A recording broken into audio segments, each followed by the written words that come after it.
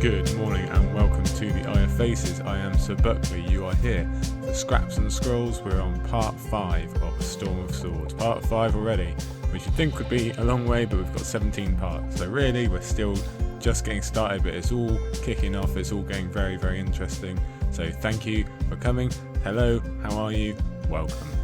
Yes, I am Sir Buckley. I am speaking to you from a still windy England. Not as windy as yesterday with our 90-mile-an-hour winds or whatever they were. You may still be able to hear some of them going through the window. I do apologise for that. Unfortunately, I do not control the wind. Not yet. One day, but not yet. Again, let me say thank you for joining me here on the Isle. Always lovely to have you. Thank you to our patrons, as always, for supporting. We've had some new ones over the last week, so welcome. Happy to tell you, Patreon-only episode is on its way. It's half recorded, half waiting to be finished off, so that won't be long, do not worry. I'll talk about that at some other point. Not too much housekeeping today, other than to remind you that last week I was on Indie Geeks live stream. I spoke to Robert about castles and some other stuff as well. Please go and have a look at that if you fancy, and all of Robert's live streams and videos, because there is a bunch. Other than that, you know the usual. Please do keep checking out History of Westeros and their live stream on Sundays. They have other videos also. They've just released part 1 of House Blackwood, which I was lucky enough to work on way back when. I'm sure it's changed a lot since I had my hands on it, but still, please go and have a look, because we always enjoy those type of videos as well. And there's plenty of content all around the fandom. I'm sure you know who I'm talking about. Everyone's always pumping stuff out. We are very, very lucky, even if we do continue to wait for the wins. Not me, I have plenty here, but everyone else. I will do my best not to yawn for you. Me and the wifey, we were up until 4 o'clock or half 4, watching the Oscars last night. Well done, Parasite. I'm a 1917 man myself, but you guys already know that. Either way, much fun was had, I'm sure. I hope you watched and enjoyed as well. I have to say, again, another great week for downloads and shares and all those really cool things, so thank you, everybody. I had a really nice review about Kobe Bryant episode. I don't know why Apple Podcasts doesn't tell me when I get a review, but I did find it, don't worry. A really nice review about the Kobe Bryant podcast and that helping someone else through there, coming to terms with that. So I don't think there's a bigger compliment I could have on that podcast. So thank you. Still weirds me out that it's only been 2 weeks. Feels like a lot longer. But thank you for that review. Thank you for all reviews, all ratings, all comments and emails. Please do get in touch. We always love to hear from you.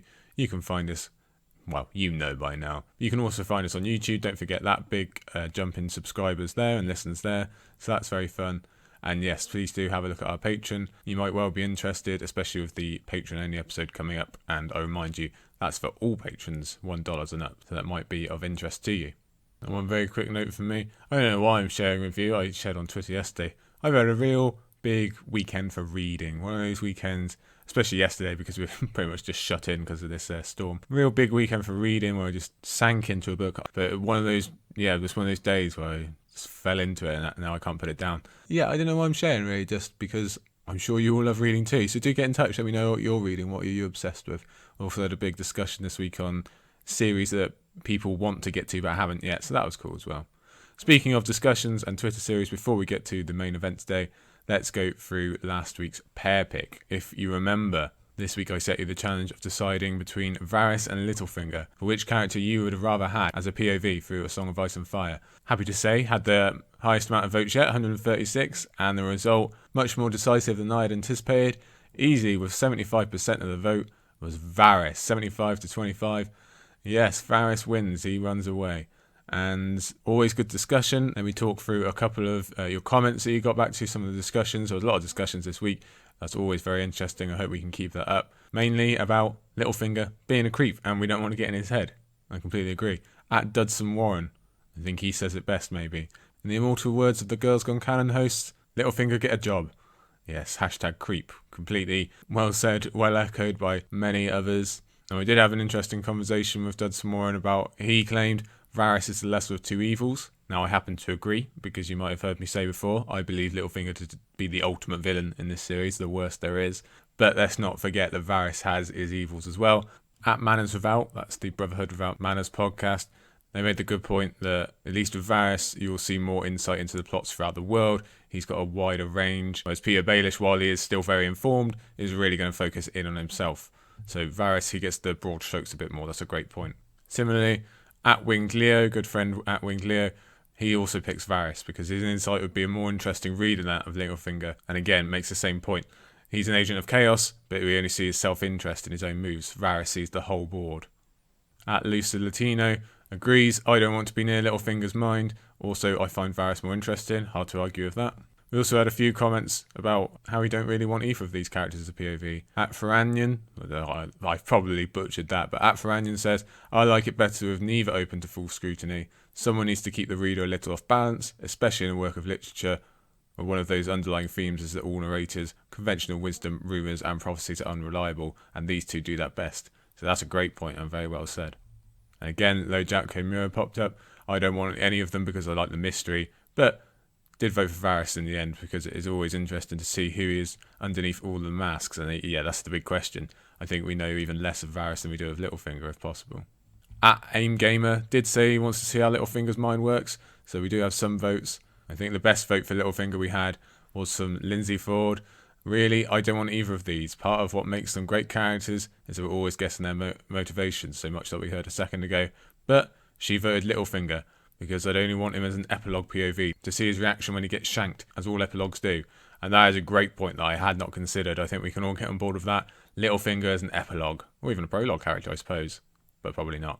How sweet would that be, knowing that we know his end is probably around the corner and getting to see that in his mind? Yes, please, give me the Winds of Winter epilogue being Petyr Baelish at Winterfell, getting shanked, as Lindsay puts it. But I think Tweet of the Week this time has to go to at the Wendy Nerd because she says, Varys, because Sansa has already read Littlefinger like a book. We don't need any further help. Boom. End the podcast there. Great point. Okay, so that was this week. That was Varys with a 75-25% win over Littlefinger. Like I say, highest amount of votes so far. Hopefully we can top that next week because, drum roll please, the next pair pick is, we're going to go with a pair of wildling girls. It's Osha versus Gilly. Oh, yes. We're up above the wall, we're up back down below the wall. We're in the north at least. We're all cold. And we're with these wildling girls who are, okay, both wildlings, but very, very different. About as different as you could get. So that's going to be really interesting. And there's two main schools of thought, I guess. If you pick Osha, you're obviously going to find out where's Rickon and what's going on there. But with Gilly, you can have a lot of questions answered about Craster and his history. And we also get another lens through what's happening to Sam and maybe what's going to happen in Old Town and with Euron. So debate that as you will. I hope we get more comments so I can talk it through next time. That poll will be up later today. And yes, share. Lovely, lovely, lovely. Okay, main event time. We're going through 4 chapters today. I guess that's just how it shakes out. 4 chapters. We begin with Tyrion III in King's Landing, where Tyrion and Cersei wave goodbye to their ability to choose their own marriage partners. We have Catelyn III, where we start to say goodbye to Rickard Karstark and any northern teamwork. Jaime III, where we say hello, bloody mummers, goodbye Jaime's hand. And finally, Arya IV, where we get to learn a whole lot more about the Brotherhood without banners. So I would tell you this might be a shorter episode than last week with only 4 chapters. I'm not sure it will be because there are some big chapters in here, especially this one that we start with now with Tyrion III. So I think Aziz mentioned that we have a big old contrast. If you remember last week, we were on the Fist, or we closed on the Fist, the memories of Samwell Tarly, escaping that hellhole, having to kill another and trudge away into the rising dawn.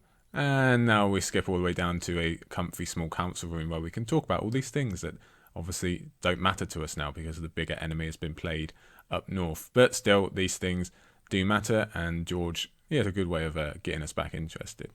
So far in our King's Landing chapters, we've had the constant rumble of political cogs turning in the background, but little has actually been presented front and centre as this chapter here.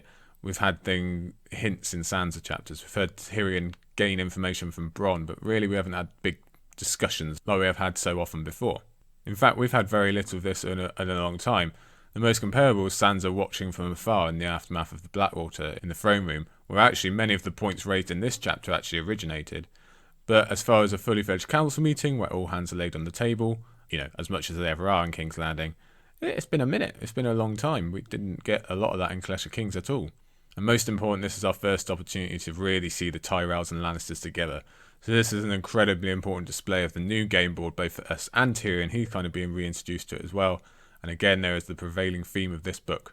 What once was, no longer is. That status quo is gone. This is a new day in King's Landing. And again, I think Aziz mentioned, George symbolises that very well by everyone scrambling to get a chair, and it all ends up with Tywin versus Tyrion at opposite ends of the table. Now, I wasn't really sure where to put this in the notes, but this whole chapter is really the clearest ever example we get of Kevin being Tywin's vanguard in council, as Tyrion puts it. The whole way through the chapter it's evident. Tywin will say a sentence, he'll present one idea, and then Kevin basically argues it for him all the way without them ever actually having to communicate. It's obviously all very preordained. They're working off a script. Shudder to think how many times they've run this before. They know their roles basically, and we just get to see a lot of evidence of Kevin just knowing how to work off Tywin and not making Tywin ever have to explain himself, or Tywin never has to persuade anyone. He never has to do any grovelling. He lets Kevin do that for him, lets him fill in the blanks. Tywin just gets to make a blanket statement. He opens the discussion, he closes the discussion, and Kevin can do the donkey work, basically. Now, as we've said before, Tyrion knows there are Tyrells around, although this is our first good look at a few of the Reach Bannermen. That's important. Tyrion knows about Pycelle being back, and he knows about some of the rewards of the Blackwater, but he's back in an official arena now, and actually having to deal with and interact with these factions, both new and old, is a far cry from hearing about it from Bronn. Hence his constant internal refrains after almost every sentence in this book. We know how he's feeling, we know he's not happy, he's bitter, and we're getting a lot of that from his internal monologue, quite similar to how when Jon was getting very stressed with Mance and thinking about his orders from Corrin, after every sentence he would refer back to them. That's kind of what Tyrion's doing here. After every sentence he refers to how he's being shunned, or how he actually did this or that or whatever else, because it is so important to him, it's stressing him out. And he actually does keep fairly quiet for him in this meeting, at least at the beginning. He has displayed such tendencies before, such as the war council by the Green Fork, but like I say, he's just reacting with bitter or indignant in the thoughts. And it's not like this is completely new ground for us, but the effect is intensifying. We can see it just kind of ratcheting up a bit, and it's leading down the road to the twisted Tyrion of Dance with Dragons. So we've been waiting for Tyrion to get back in the game and really jump back off the sidelines that he was forced into, and we have that here. Let's start off with the first quote of the day. "That chain of yours, that was cunning," Mace Tyrell had said in a jolly tone, and Lord Redwyne nodded and said, quite so. My Lord of Highgarden speaks for all of us, and very cheerfully too. Tell it to the people of this city," Tyrion thought bitterly. So this seems like the male equivalent of what Olenna and Marjorie tried with Sansa, the kind approach to potentially get someone else on side. The Tyrells are smart enough to know that Tyrion and Tywin have beef, and probably can sense that Tyrion would react well to some compliments about his efforts in the battle, and they're right, they've hit it on the nail. But unfortunately, it gets laid on a bit thick for cynical Tyrion's tastes, and instead we find him resenting the small folk and the general idea that they want to give credit to Renly instead, again laying tracks for later on in the book. Tyrion versus the small folk, we know that's going to come in his trial. Another quote. "His Uncle Kevin had been the warmest, going so far as to kiss his cheek and say, 'Lancel has told me how brave you were, Tyrion. He speaks very highly of you.'" And I think Kevin actually seems to be genuine here, and Lancel did indeed think Tyrion was doing well on the battlefield, but Tyrion can't even accept a genuine compliment at the moment, and only responds with an internal threat against Lancel, in terms of what Lancel could say if he wanted to. And we also get an update on Lancel's terrible condition, which is a shame after his mini turnaround at the end of Clash. We spoke about that a lot in the Blackwater chapters. It's interesting there's a real difference in tone between this council and what we heard from Robb's camp last time out in the Catelyn chapter. Robb and Catelyn and the Tullys, they consider the war very much alive, and they're seeking ways to keep themselves in the game. Here we see the Lannisters and Tyrells consider the whole thing nearly wrapped up, again hinting at what possible reason Tywin could have for being so confident that everything's going to work out. I wonder why. As Tywin begins to explain himself about Robb going north and having another army come from Lannisport, I find it really interesting that he's mixing together a strategy made up of old and new tactics for him. As far as I know, arranging a wedding betrayal with the enemy is new ground for Tywin, but forming up a new Lannisport army to come east and attack River Run, or potentially enact a pincer movement with Tywin's forces, that seems to be Lannister Battle Plan 101. I'm pretty sure this is like the 7th army Lannisport has tried to form. Seems like that. Seems like every book we're getting a new Lannisport army. But more importantly, Tywin's absolute confidence that Robb will be moving north is quickly covered by Mace going on about what he would do if he were Robb. On a reread, when looking for signs of the Red Wedding, Tywin's confidence is now blaringly loud, where before it's really unnoticeable, you don't pick it up that much. And it obviously goes so far that Tywin is not concerned about Robb turning around to help, and must also be thinking that Edmure wouldn't be able to mount a tangible resistance with the Riverlords. We now know that's because Edmure will likely be captured and the Riverlords will fall apart, so Tywin's part in this plan just becomes clearer and clearer the more I reread and look for these snares, these long strings all wrapped up around the red wedding, and see how far it's fought out and why Tywin is so confident. And also, just to add on to that, this plan to bring in the new Lannister army and send that to besiege Riverrun, that's going to set up Jaime's Riverlands arc where he has to go and sort that all out. So we're setting seeds left and right here in this chapter. We can kind of look at it as the focus is finally swinging around from east to west as the war between Stark and Lannisters prepares to restart. We kind of had to have a break where Tywin had to come east, deal with Stannis, and that was the culmination of Clash of Kings. Now we've had that big set battle piece, and the spotlight swings back around to the west and Robb Stark. Tyrion has some begrudging respect for Robb and his record in battle here, maybe because Tyrion has so recently tried his own hand at battle and warcrafting. He even gets annoyed at Mace daring to compare himself to Robb because it seems so unfair that all of Robb's creative and heroic victories can be sneered at by an incompetent Mace because Tywin has already rigged the game. He is allowing Mace to do that. It's even more annoying because Mace is right about Robb going north, but that's all by complete coincidence, so even more annoying. Again, I could probably slip this quote in anywhere really, but I'll put it here. "I ought to write Robb Stark a stern letter," Littlefinger was saying. "I understand his man Bolton is stabling goats in my high hall. It's really quite unconscionable."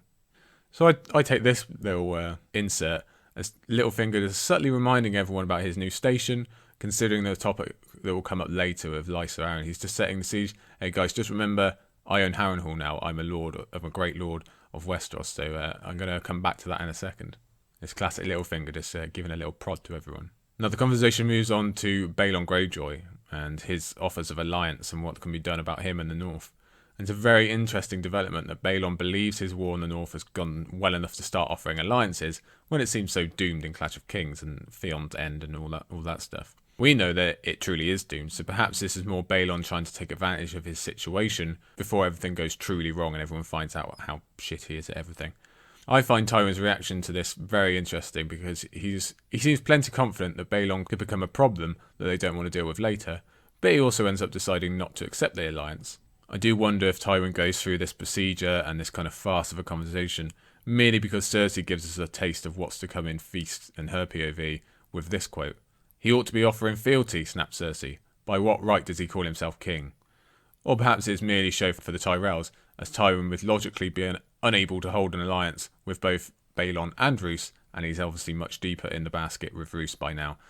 And that's who would have to deal with the Ironborn anyway, whether Tywin shuns them or not, so the choice is quite clear there. From the Iron Islands to the Vale, this council's working the whole map into their conversation.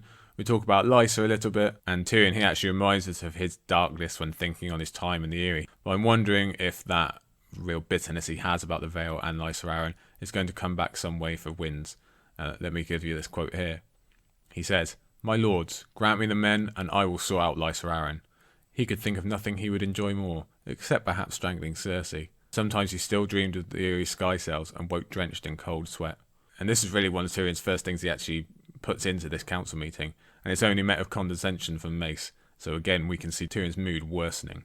So we've had west, we've had east, now we're talking south, as the subject of the Martells coming to King's Landing is raised, and we have this quote from Tywin. "Not only to join in our celebration, but to claim his seat on this council, and the justice Robert denied him for the murder of his sister Elia and her children."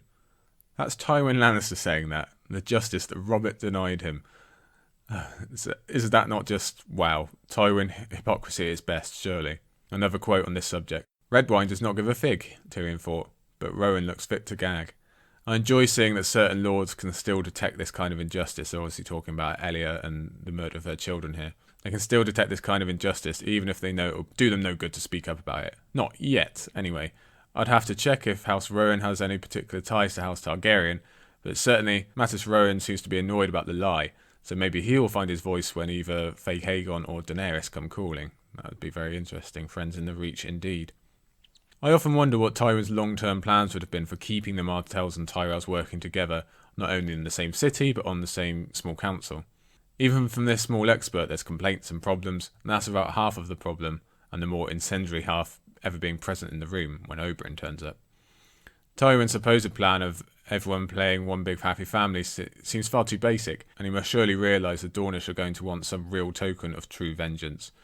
And I just can't see Tywin encouraging this coalition once Robb and Stannis are defeated, and we can have some fun imagining Tywin coming up with excuses or plans to send at least one of the factions back home once the realm is safe.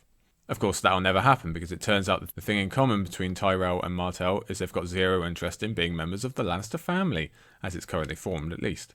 The Tyrells will murder one member so they can force better terms with another, whilst Oberyn Martell intends to stop at nothing to win vengeance for his sister, and maybe also poisons Tywin. That's another discussion.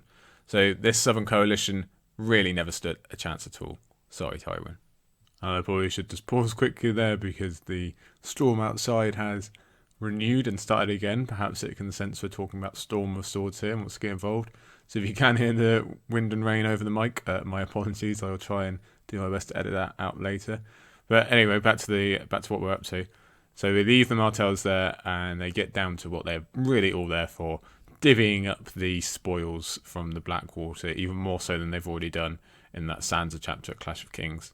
And I think Aziz mentioned that the Tyrells, they're sitting pretty here. They're getting loads of stuff. Garland gets Brightwater Keep, or the Bannermen, they're dividing up little extra pieces of land or what have you, tax relief. They're really pretty happy with the package they're getting there. And in terms of Garland going down to take Brightwater Keep, if we zoom in on our map, look down at the reach, down that southwest corner of the southwest corner, if you like, it really does kind of make a little solid power block in that kind of middle southwest region of the reach. And the Tyrells now they extend their control of the region's rivers. So you've got Highgarden on the Mander, obviously. Now Brightwater Keep at the top of the Brandywine. So they have a bit of faster access to Old Town or the Redwine Straits if needed. And I'm sure that isn't lost on Mace or Garland, just in case anything later needs to happen. And we might see that being really important in terms of what's coming with Euron later.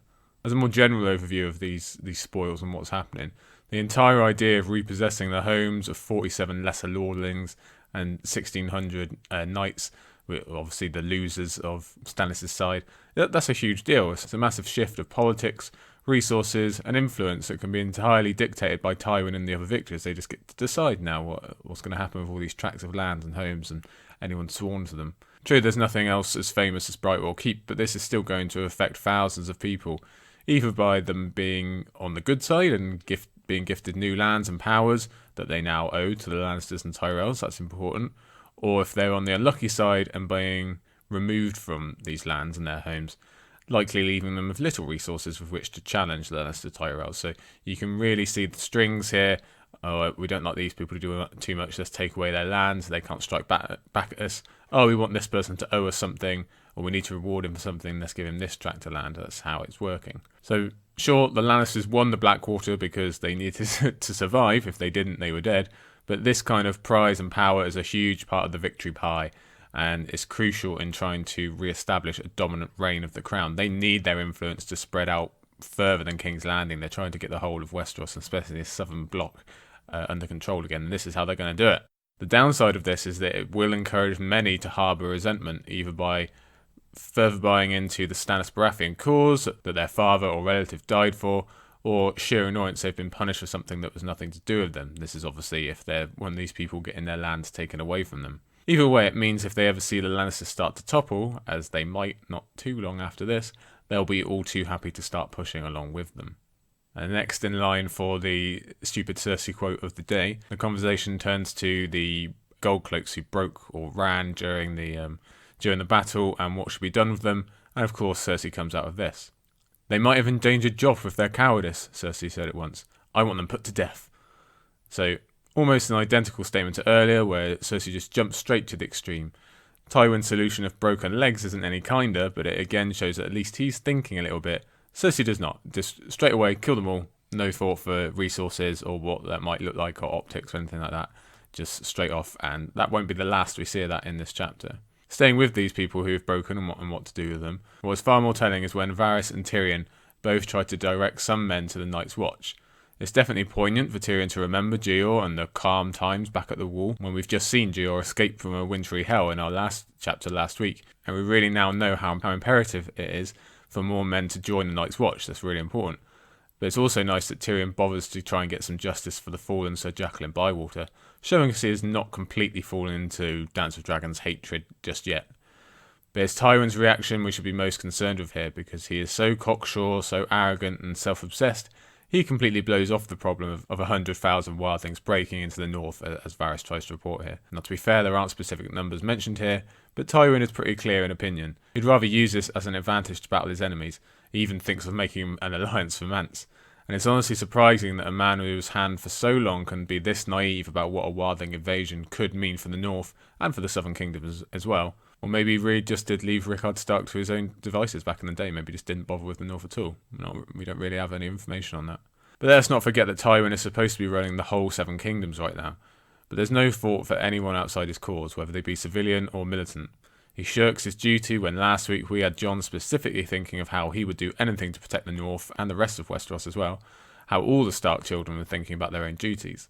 And considering, in our very last chapter, like I said, we just saw the plight of the Night's Watch laying down their lives for the wall, even though there's no songs for them and no one will ever know, and that we know firsthand what is coming to the wall, it's obvious Tywin will not stir for the others either, and it is really made clear to us what damage he will do as a leader.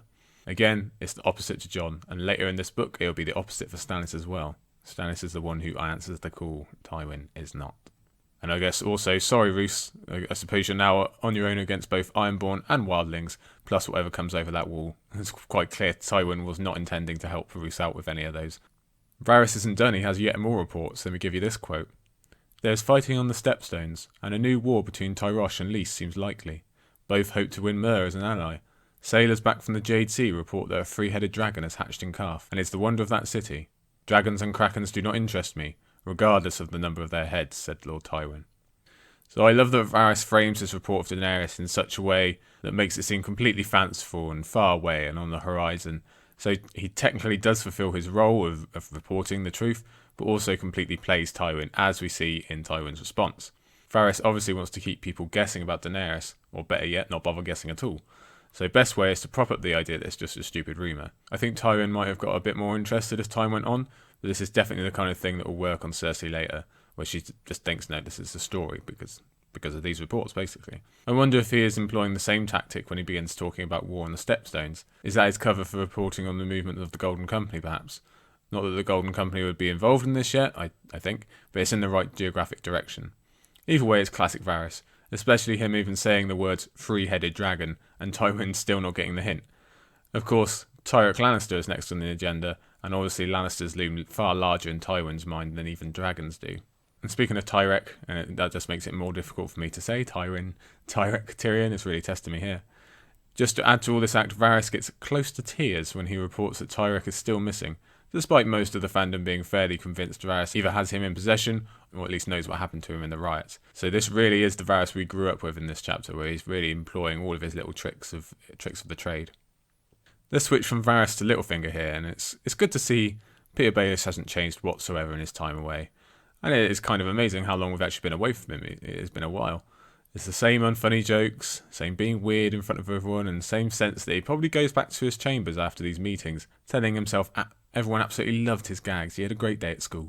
The majority of those present seem to either find him annoying or likely incapable, although he does get a chuckle out of Mace, if that's the kind of thing that matters to you. But it doesn't seem to bother Petyr too much, as he's already got what he wants. He knows he'll be sent to the Vale, he knows he's got the lordship he already needs, knows he's about to steal Sansa away. Mace even points out that Petyr will be away for the wedding, reassuring his alibi for him. Good job, Mace.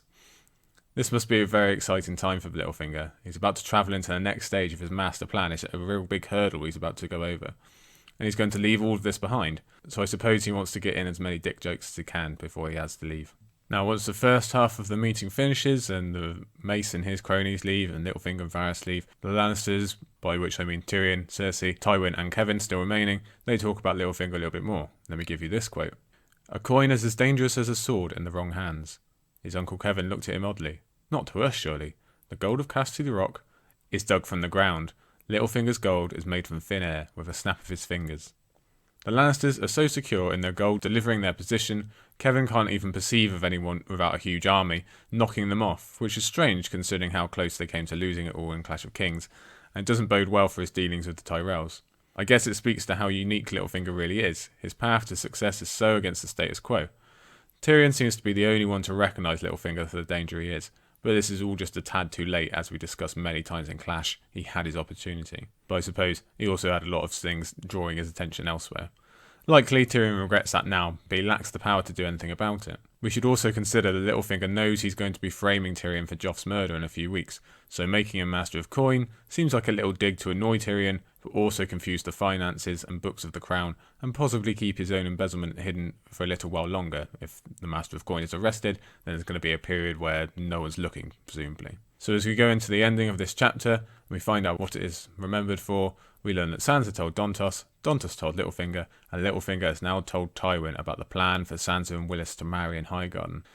So we get a little kick even before Tywin reveals his plan for Cersei and Tyrion, because we immediately know that Sansa will somehow not be heading off to her dream castle anytime soon. Again, Tyrion is the only one to lend a thought as to why Petyr Baelish should bother bringing this up as information, as opposed to Varys. But before he has time to wonder on it, we already get a glimpse of the Cersei we can look forward to in Feast and Dance yet again. Let's take a little bit more time to focus on that this time. Cersei has never been a particularly calm or forward-thinking politician, but she seems to have moved up a level since Clash of Kings, and I can only imagine stress and rage are straining at her now, as they will continue to do for the last few pages. I believe she is likely rankled about how reduced she was in Clash, how Tywin has taken control when she likely dreamed of having a more equal partnership with him when he got back to town, and how the Tyrells are now encroaching on her turf more and more every day. Back in those Clash of King episodes, we spoke a lot about how cool it would have been to have Cersei's POV a lot earlier on, and while I maintain that Clash would be best for a Cersei POV, it'd still be interesting to see her frustration early here. She's been pushed to the side, even Joffrey has been majorly off screen so far in this book, we really haven't seen him, and you have to assume she's already getting very, very paranoid about Marjorie and what these Tyrells are taking away from her. And all of this is before Tywin's command coming up in a second. And I digressed a bit there because the glimpse we get of Cersei is her jealous hoarding of Sansa all of a sudden, of how the idea of keeping the Tyrells sweet flies completely over her head, and the idea that the Tyrells should feel lucky that the Lannisters even talk to them, whether it be offensive or not. That's her reaction to this news about the Tyrell plot. It really shows her off as selfish, idiotic, and taking the very worst of Tywin's traits, with none of the brains. It also shows her limited range of thinking.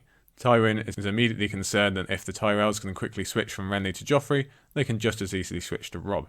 No doubt, Cersei has and would never consider such a possibility. But after that comes the big slap from Tywin, one so powerful that even though it's verbal, it looks as if it were physical. We know and have discussed Cersei's unhappy, abuseful marriage at length back when Robert was alive, so we can imagine the horror this must inspire within, and it mixes perfectly with that feeling of frustration of a loss of power, of everything she's done leading up to the same moment as 20 odd years ago, despite all her efforts. She's the one who got rid of Robert, she put her with Ned Stark, she took the throne for her son, she's the Queen Regent, as even Tyrion thinks to himself, and yet she's still essentially being sold as she was before. So you can just see how empty that must feel her, like I've done all this for nothing, but basically that would be going through her mind. Tywin gives us a great example of knowing your audience, as well as a great example of how to be horribly evil. He surely knows his daughter was unhappy with Robert, at least you'd think. Does he even care? Does he have that part of the brain? And he knows this is going to make her unhappy again. But Tywin sees his daughter as a walking womb and a tool with which to make alliances. She is treated as a broodmare, as she says, with as much or less respect from her father than a farmer gives his herd. If you are ever pressed to try and persuade someone to pity Cersei, you might want to point to this passage here. But Tyrion really does know what he's doing, and consider this is with his children now fully grown. Imagine how much he bullied them growing up. He mixes subtle pressure about Stannis' lies, combined with first suggesting what would be obviously horrible matches for Cersei.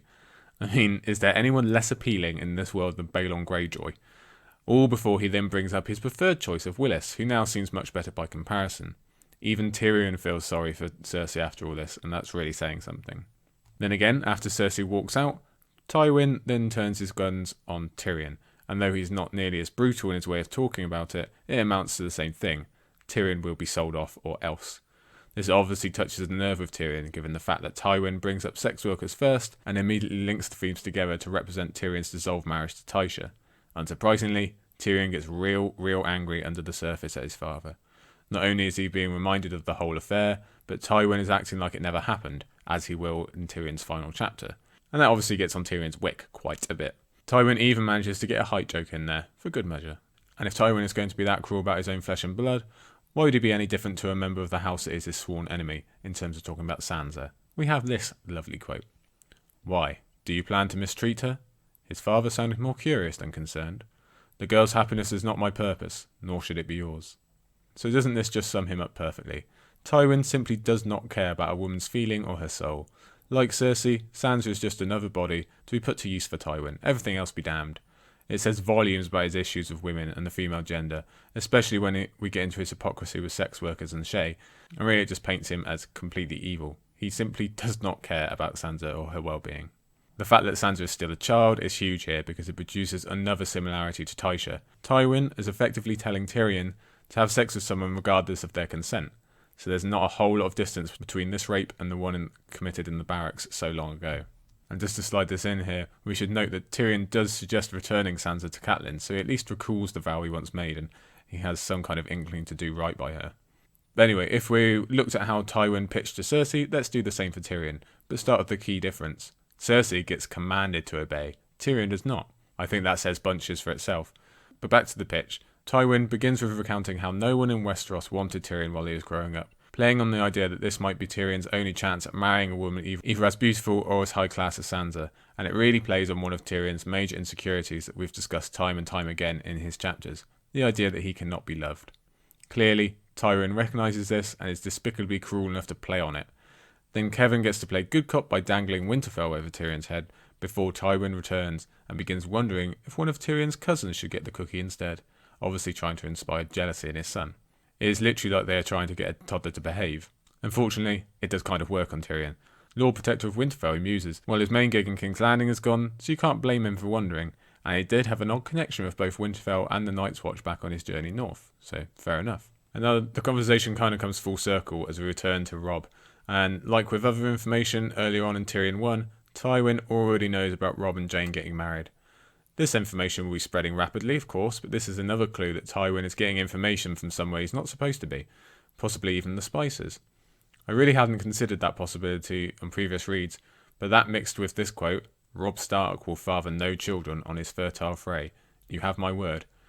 That really makes me think that Tywin may have had a deal in place for Jane to be forced to drink moon tea after the Red Wedding. I suppose that picture might become clearer as we go, but certainly there'd be some irony there if poor Jane had her own tansy situation. Plus, Kevin gives us a bit of an extended history on Sybelle Spicer herself, so maybe there's no smoke without fire. Now to end this chock-a-block chapter, we have Tyrion wondering why Tywin isn't more annoyed about the Westling betrayal, and Tywin actually threatens to smile. Creepy, creepy, creepy. We're getting so close to the actual Red Wedding now, and I know, no, please say it isn't so, that on reread, all the elements really are just being laid out on the table, as if it were the most obvious thing in the world. This is a major, major event that George knew about, so we can see why he's layered it like this. By this point, even first-time readers know something is going to go down, but I'd imagine no one would guess what, and certainly not that it happens just past the halfway point of the book. First-timers, and even an in-world character as smart as Tyrion, who probably has more of the pieces than anyone else, can't imagine the Red Wedding because it is so against the natural order, so completely off the board, his mind can't even conceive that anyone would dream it up. So yes, creepy smile indeed. So if we're talking about them, why don't we go and visit them? Let's move on with Catelyn III. I think as he's mentioned it's pretty cruel to put that planning chapter about what's going to go down with the Starks and then show us straight away. Now, this is also a fairly quick turnaround from Catelyn II, a 5-chapter gap instead of the 11 chapters between Catelyn 1 and 2, and there's another big gap coming between this Catelyn chapter and the next, so everything has to be quite set in Riverrun and the Riverlands because Catelyn chapters will be becoming fairly regular after that last gap. So if we're going to look at this chapter overall, what with all its implications politically, with what the multiple deaths will mean to the several families involved, we can see that Catelyn III is more about mood than anything else. Right from the off, that pesky rain returns to hammer down on us as we discuss the cold-blooded murder of innocent children held as prisoners, and we should probably think, is that some kind of violation of guest right? Probably is somewhere. Not only that, we have the heavy-hearted beheading of a semi-family member, and that puts us back on talk of the Kinslayer curse, so it's all just bad. More so, we see Robb truly step into his father's shoes as a man carrying out a duty he does not want to do with the weight of his blade. And though we have no idea this is one of the last acts we'll see Robb do, it's certainly a fitting closer to his arc, or at least the beginning close to his arc. Finishing nearly the same way we saw Ned start. Way back in Game of Thrones, Ned beheaded someone he didn't really want to have to behead. And we're not quite at the end of Robb yet, but close enough. That's how his life is going to end, with him having to do the same thing. Everything in this chapter is supposed to be miserable. Everything is supposed to represent just another corner on this horror slide Catelyn and her family stepped onto last week. And certainly, the chapter doesn't waste time, it doesn't pull its punches. Let's begin with this opening quote. They carried the corpses in upon their shoulders and laid them beneath the dais. He smells the blood, she thought. Through stone walls and wooden doors, through night and rain, he still knows the scent of death and ruin. So before we are given a chance to know the situation or the people involved, we are told of death in the castle. Given the chapter we've just had, and the general mood in the first 2 Catelyn chapters, we could have been forgiven for thinking this was someone closer to Catelyn. Either way, she follows up with the connection she felt to Grey Wind in her previous chapter. Her thoughts on the wolf were gloomy then, they are gloomy now, and they remind us of her interactions of Summer back when Bran was saved. That's fitting, as her next thoughts are naturally of Bran and Rickon as she looks down on the corpses of 2 boys. Given that we connected Robb's big act of marrying Jane and Catelyn's big act of freeing Jaime, we're hearing about those 2 deaths from miles and miles away. We're getting a real connection now that they are stood next to each other in this moment. Undoubtedly, Robb is envisioning the same as they both look down on the pair. And if we're going to say that Robb is emulating his father later on in the chapter with the beheading, we also have to note Robb is also showing one of the formative moments of Eddar's life, the corpses of children being presented in a throne room. The circumstances are different, but the message is clear about how stupid all war is when it ends in results like this. And if he had lived longer, we might have seen this moment have the same effect on Robb as Rhaenys and Aegon did on Ned. Another quote about Catelyn. Her dreams were dark and laced with terrors. Now, I think this is George straight trolling us all. This is obviously just a throwaway line, but it's damn close to Melisandre's favourite saying. And we do know by which religion Catelyn is reanimated, so maybe it is a little hint there. I think as he's got to my note on there being a lot of foreshadowing for Catelyn's body being pulled from the river later on in this book, we also have some real physical descriptions that are quite comparable to her final chapter. There is pounding rain, Grey Wind is howling, and special note is made of the red ruin of Willem's throat, very similar to how Catelyn's own throat will end up. Now to exit Catelyn's mind for a minute, Robb notes that the death toll required to kill 2 unarmed prisoner teens is excessively high, and means Rickard hasn't just killed Robb's prisoners, but men sworn to him and his uncle Edmure too. R.I.P. Delp, the best named A Song of Ice and Fire character ever. You will be forever in our hearts. Long live Delp. And all of that pulls Robb into a role of responsibility for them as well. I think George makes sure to note that Catelyn sees the Northmen as big and bearded, as a way to almost mock that it took so many of them to kill 2 flowery southerner boys. The message of what Rickard's vengeance means is that more people than required have died, that the others are concerned of being associated with a Avenger, that it brings Rickard only doom, and it spreads that doom all around. Compare it to Davos and how he's pulled back from the brink and given a higher purpose, or think of how Catelyn herself becomes the flagship for Revenge later. In fact, the 2 books going forward, especially Feast, will be largely connected with vengeance as an overall theme for the entire book, so we're really getting a mini preview here with Rickard's empty attempt at gaining resolution of his pain and how it just ends up hurting more people. I get the sense that Rickard doesn't even truly believe his own words when he explains himself. It's more like he's mocking the entire system that has claimed his 2 sons. Deep down, he knows Tion Frey and William Lannister are not appropriate targets for his revenge given the circumstances, but he knows he can bullshit his way around to at least sound like it's something that could be true even if it's not. I think we can all agree Rickard wanted to put Robb in this unwinnable position as soon as he decided to do all this, knew he wanted to push the letter of the law far beyond the limits, and knew he wasn't ever going to win this argument. Robb is clearly right, and we can see Rickard wasn't buying into his own words by how quickly he instead lays the blame at Catelyn's feet, because he knows what happened to these boys was wrong, it was a violation, and he wants to twist the knife by leaving them the sensation that it's her fault. The fact that he doesn't look at their bodies is also telling. Somewhere deep down, Rickard doesn't like what he's done. He's still a Northman, he still knows of honour, he is still a father, and he doesn't want to look at the result of his actions, again showing us all he wants to do is something. He just wants to piss everyone off, he wants to make it all very difficult, and basically wants to say screw you to everyone as he continues on his own devastating spiral into depression and pain at the death of his sons. And it's heartbreaking that Catelyn does take on Rickard's accusations and feels guilty over Tion and Willem, even if it is very much in her wheelhouse and classic Catelyn to do so. It's completely unfair though. We've discussed before that Rickard was incapable of finding a peaceful solution for his pain, which is fair enough, and that he was going to snap at some point. If Jaime had died during retaking, or in place of Willem and Tion, I doubt it would have been enough. Obviously, if Catelyn hadn't freed Jaime, and if he had been eventually swapped for Sansa, it probably would have pissed Rickard off even more. So him pointing to Catelyn as a reason for what he just did is just him looking for a quick out. Rickard was already on his spiral regardless of what happened, and the idea that her vengeance excuses his own, so I guess he is admitting that's what it is now, is a foolish, childish notion. But again, Rickard's defence and argument is so off base because he's not interested in being freed. He knows his fate, he just wants to take Robb down as big of a notch as possible. He doesn't even really want to climb out of his spiral. He just wants to drag as many down with him as he can. I believe this might be different on the show, but I'd forgotten that the Karstarks leave Riverrun before Robb even sentences Rickard. Obviously this has all been pre-arranged by Rickard himself, again to cause the most devastation he can, and critically they've been told to go out and kill Jaime. So that's another 2 counts of treason, abandonment and disobeying of orders, as well as throwing any chances of making peace into the fire. Worse still, we know a lot of these Karstarks are just going to lose themselves and bring yet more misery and chaos to the small folk, so the game continues to roll and crush, thanks to Rickard, and he's not caring for anyone else. The only joy it brings me is that any Karstark man that would have made it home with the hope of claiming Alice Karstark as a reward would find she's gone and married a Fen thanks to Robb Stark's brother anyway, so that's a nice little bit of irony. The sending out of Karstark men also puts a major arrow in the foot of Edmure's essentially sensible plan to just keep quiet and wait until they are in a better position to deal with everything. The news will soon be everywhere, and very quickly, but for Robb that's besides the point. He would know, even if no one else did, and that's the only thing that matters. There's no subtlety in the fact that Robb is staring at his crown as he considers his responsibility to his people, to the 2 children he had as captives, and to the world in general as a king. Without a doubt, he is also considering what Eddard Stark would do in his position, and there's only one answer. I've seen many in the fandom argue that Robb is being naive here, and isn't being realistic about the situation they are in, but I disagree. Firstly, if Valar Aurelius tells us anything, it's that the Red Wedding is well on its way by now. But even if we focus on this specific situation, Robb has little options. His legitimacy is already in rocky ground with Winterfell being gone. The Freys have already abandoned him too.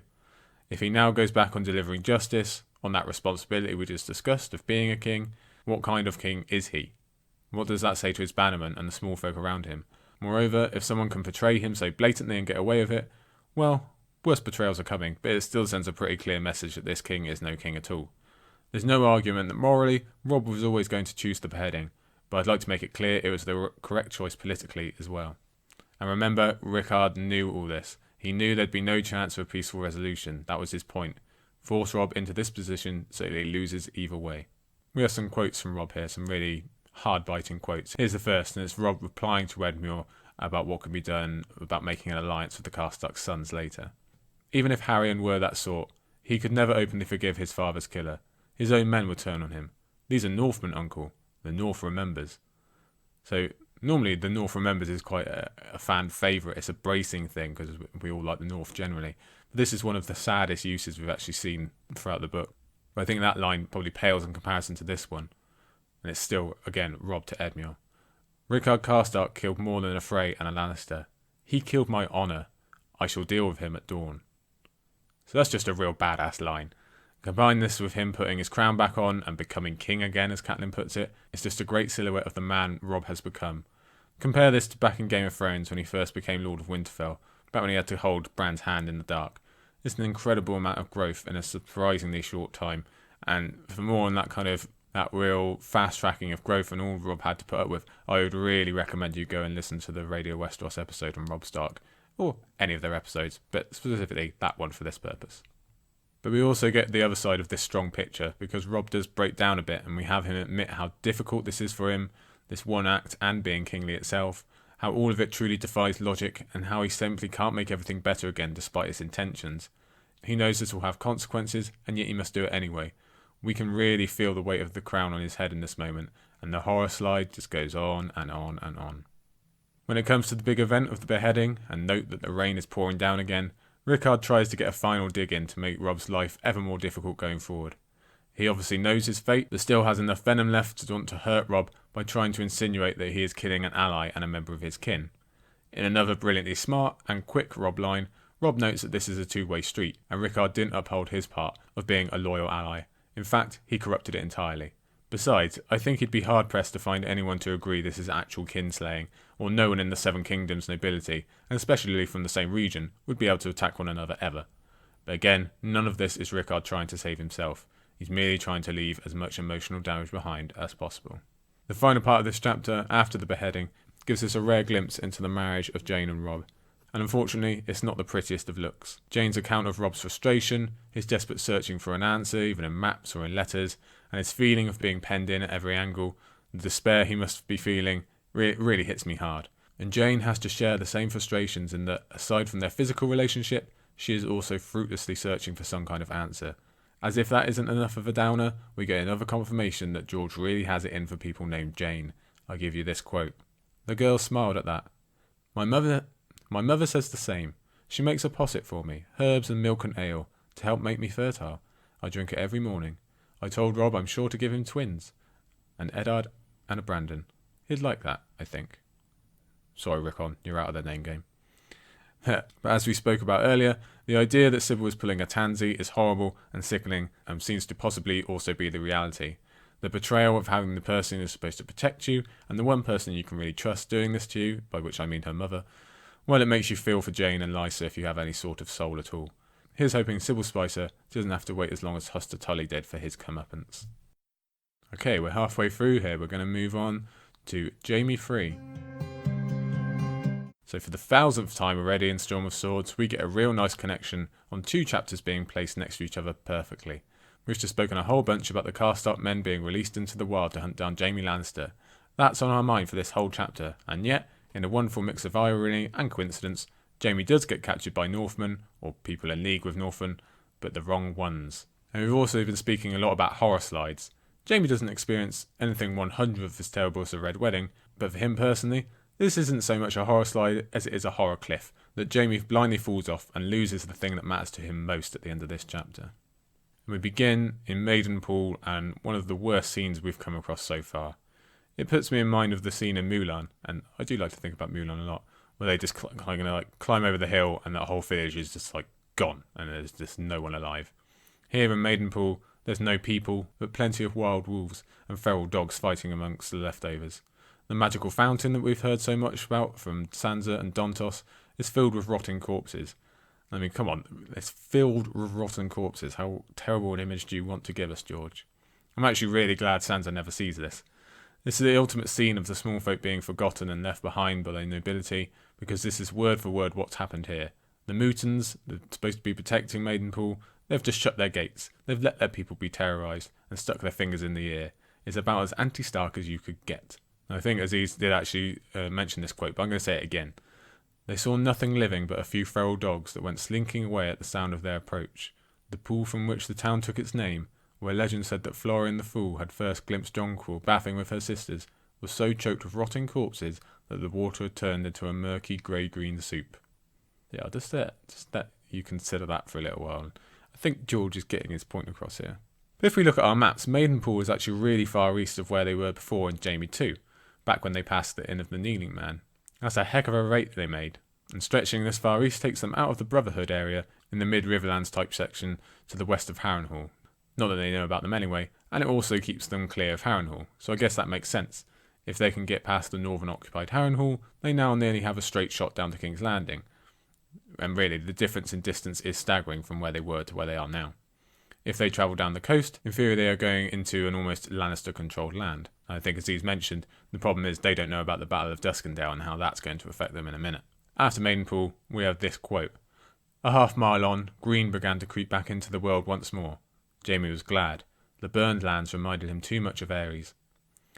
I just like this, seeing as these burned lands came on the orders of Tywin Lannister, so there's a nice symmetry there between the two men who were once best friends and the two that Jaime has had to pledge his life to, just being connected by this burning.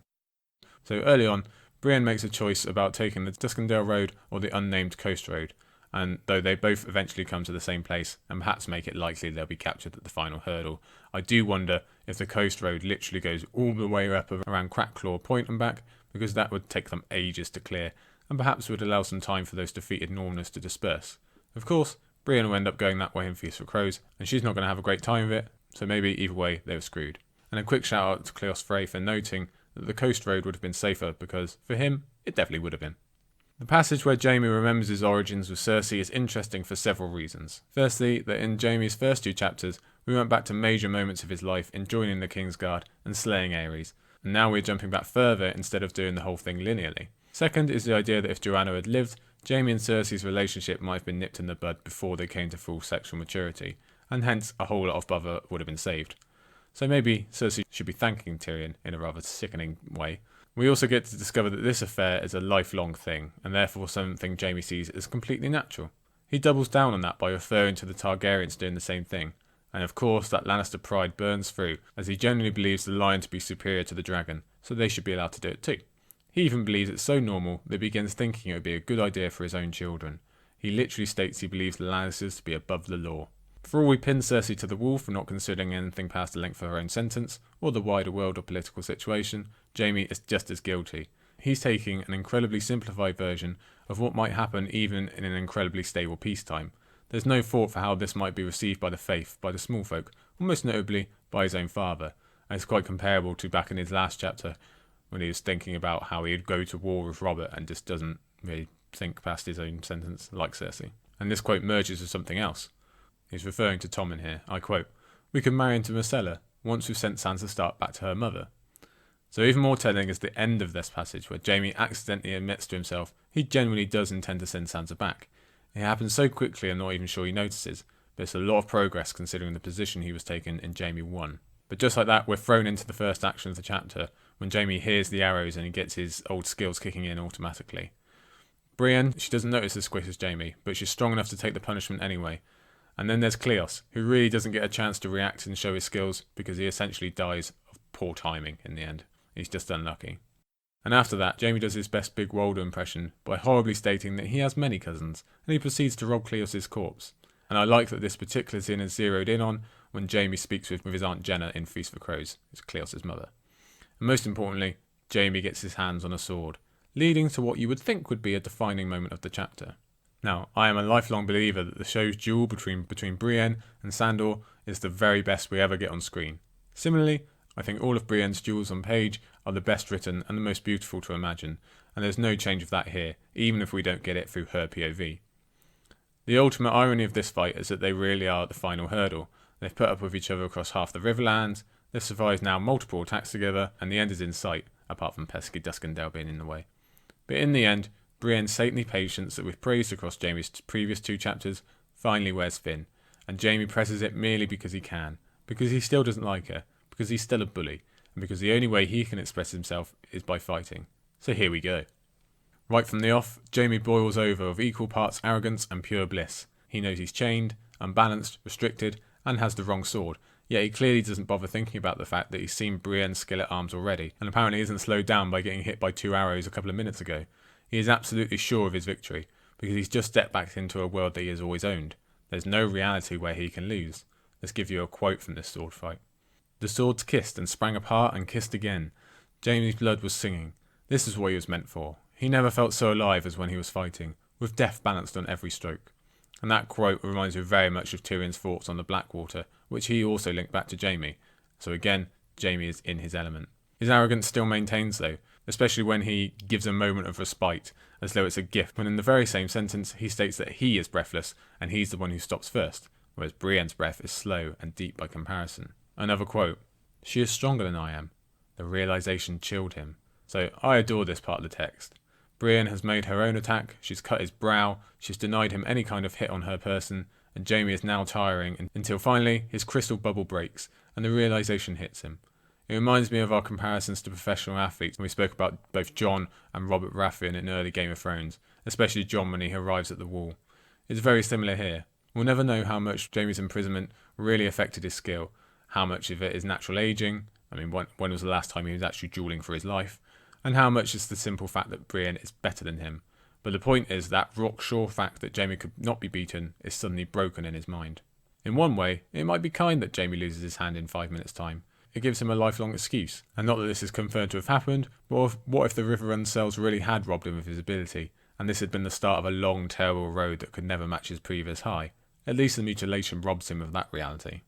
Jaime gets in one good hit, to be fair, but that's it. Brienne stands strong. Jaime falls, but he holds on to enough of his crystal bubble that he refuses to yield because, he's a Lannister and all that. And then everybody's day gets a whole lot worse. Last week, we had reanimated whites and rotting bears creep onto the stage. The bloody mummers are not as bad as all that, but they are about as close as humanity can get while still breathing. These guys return to the stage and the reader naturally recoils as we remember everything from our Arya Clash chapters, solidified by Rawd in particular being singled out. Him alone is enough to set the mood, but all of them, pretty awful. But Jaime being Jaime, he believes himself safe. Why? Because he has always been safe, in truth. Even without being a legendary swordsman, he had his name and his goal to get him out of essentially every situation. So why should it be any different here? Like we mentioned at the top of the chapter, they're supposed to be nearing Lannister land. Last he heard, the mummers were on Team Lannister, so everything is cool. And even if not, there is always the name and the wealth. Considering Jaime has just been knocked down by his hated Brienne, he really feels the need to insert his dominance here, so he starts acting as Lannisterly as possible. And like the slow creep of horror, that confidence slowly trickles away as Jaime starts seeing the reality without a Lannister filter, hint by tiny hint. There's Urswick's smile, Vargo holding Harrenhal, the way they don't have the usual look of intimidation or servitude. And then finally, there's the laugh, just this one single laugh. Jaime realises that he has to bargain. Okay, that's fine. When name fails, there is always wealth. And then he comes up short there too. And for the second time in 20 minutes, Jaime is doused with a chilling realisation when he is slapped. He has no power over them. His surname means nothing. He is not immortal. He is, finally, just like other men. Obviously, in the icy cold of this moment, Jaime doesn't have time to stop and think that this is all because of Tywin. If Team Lannister hadn't so enthusiastically blown the rules of society apart with their burning and cruelty, it would have been much easier to negotiate here. As it is, the kind of chaos unleashed is a breeding ground for people like the Bloody Mummers, people that Tywin let loose. So I will never stop loving the fact that Jaime loses his hand because of his own father. Cruelly, the Lannister-born breakdown of convention also extends to not bothering of ransoms, how high-born prisoners are treated, and the most base level of human decency when directed at women. This is too horrible to spend anything but the minimum of time looking at, but if anything, it confirms the Mummers truly are the scum of the earth in almost every conceivable way. And if that point hasn't been hammered home just yet, we meet Vargo Hoat just as he and his men are busy trashing a sept, in another clear breakdown of normal war rules.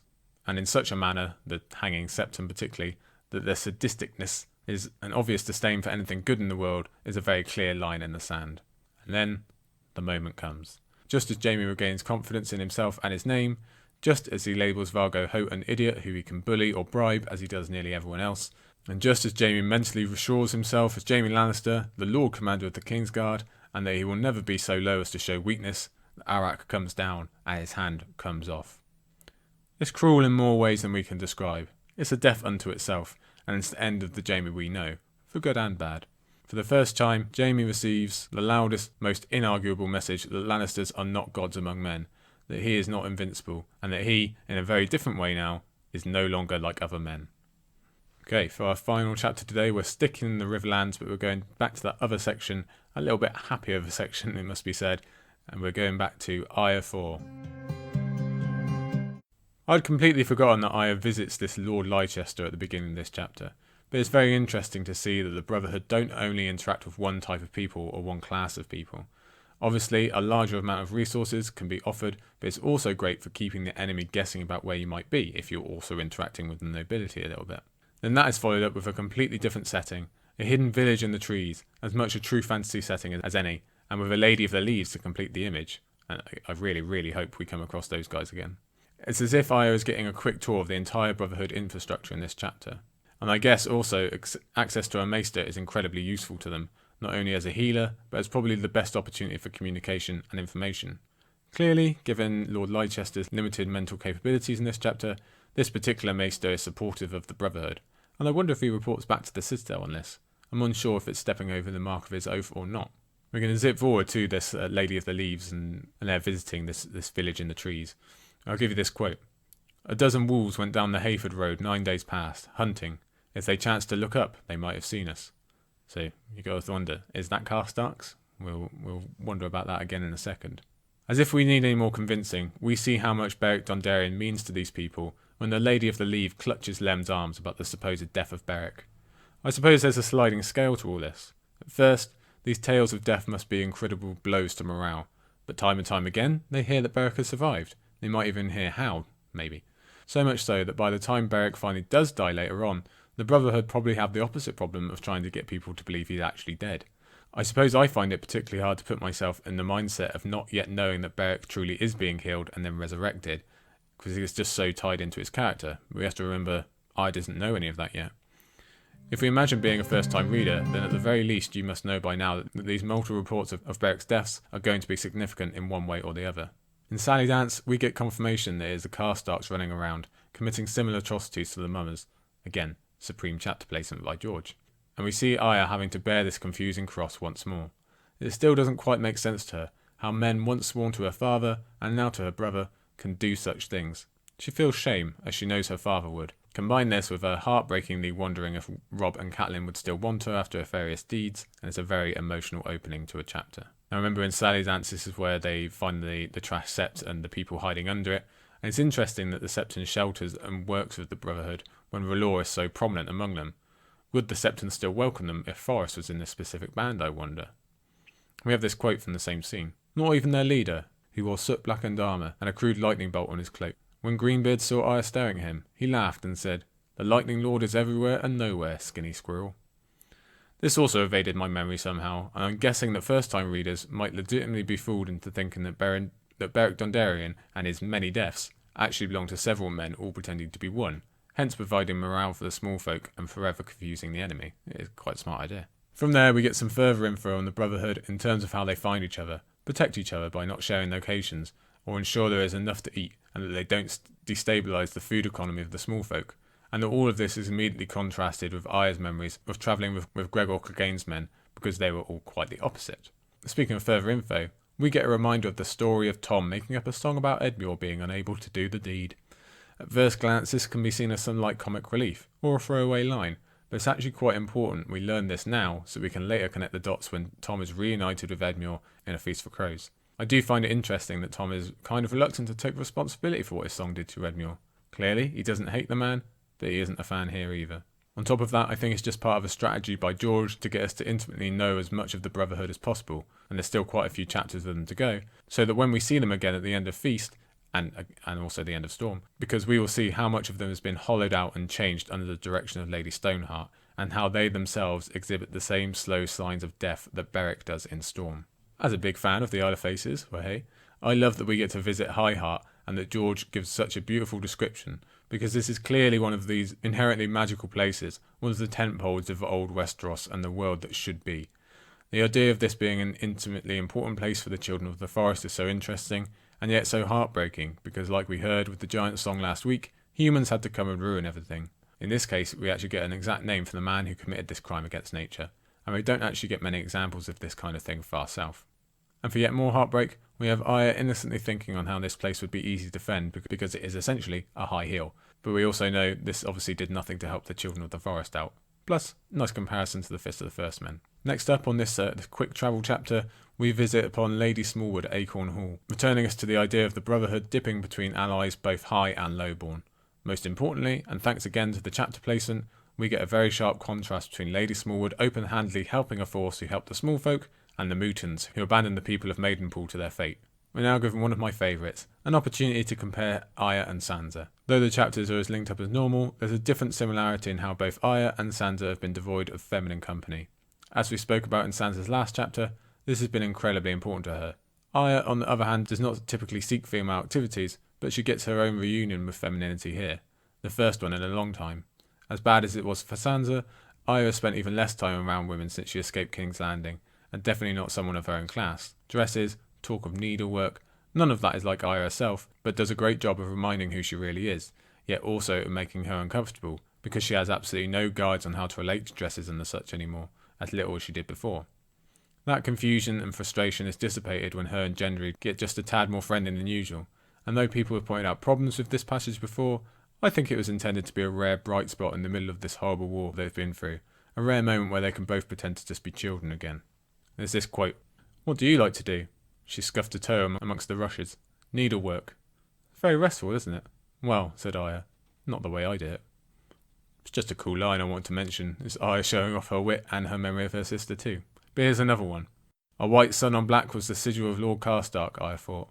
Those were Robb's men. She wondered if they were still close. If she could give the outlaws the slip and find them, maybe they would take her to her mother at Riverrun. Again, it's tough for Arya to think on Robb's men doing anything bad, but this is even more worrying given what we know from Catelyn's chap a moment ago. One shudders to think what they might have done with her, especially after hearing about Rickard's fate. Near the end of the chapter, we get Arya and Gendry remembering what they know of the forest we saw in King's Landing. I believe this to be an obvious intention by George to jog our memories a bit and plant a specific image on our heads, one that is going to change when we actually do meet the new, energised Thoros in a little bit, one who looks completely different in terms of his faith and in terms of his body form. And at the very end of the chapter is Arya realising that these clothes, the type she's always hated, do really mean something to Lady Smallwood, who has lost her own children. Arya feels shame, but critically, Lady Smallwood tells her to be brave whilst being pretty too, joining two foreign concepts in Arya's head. We should give Lady Smallwood some credit here. Not only is she holding everything down herself in the middle of a war zone, she's actively helping those she is responsible for. And we know she could have been a real superb mention for Arya, without a doubt. And just to finish off this chapter and this episode today, I just think it's nice that Sansa, she got a bit of a memory of her opening chapter back in Winterfell with that needlework in her last chapter.